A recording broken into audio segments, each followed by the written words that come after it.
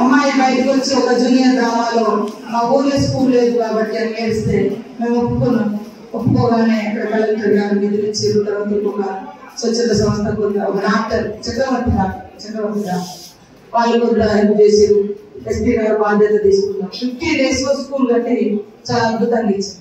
మీ శాఖలలో ఒక్కరికన్నా మనం create సృష్టించుకోవాలి. Yes, ఇది నా హయాంలో నేను ఇది అద్భుతంగా వాటర్ కావచ్చు, హెల్త్ కావచ్చు, ఎడ్యుకేషన్ కావచ్చు, రోడ్ కావచ్చు, ఎనీథింగ్ డిపార్ట్మెంట్ లోనే ఏదో ఒక మీ దాంట్లో ఉండదు. అందుకే అవార్డ్స్ వచ్చేది.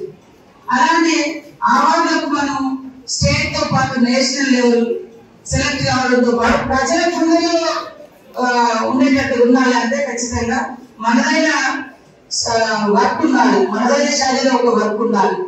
కాబట్టి మీరందరూ కూడా education, health, drinking water, sanitation, roads, ఐటీడీఏలు, పబ్లిక్ తో బాగా దగ్గరగా ఉండడం, ప్రజలు మీ దగ్గరికి వచ్చినప్పుడు మీరు ఎక్కువ సమస్యలు పరిష్కరిస్తే ఈ ఇంకా కలెక్టర్ దాకా పోయే అవసరం మా దాకా వచ్చి పాపం హైదరాబాద్ ములుగులో కొత్తగూడ వస్తే కొత్తగూడ ఇట్లా ఎక్కడికైనా అక్కడికి వచ్చే అవసరం ఉండదు. అంటే మీ 10 సమస్యలు మీరు జెన్యున్ గా పరిష్కరించండి.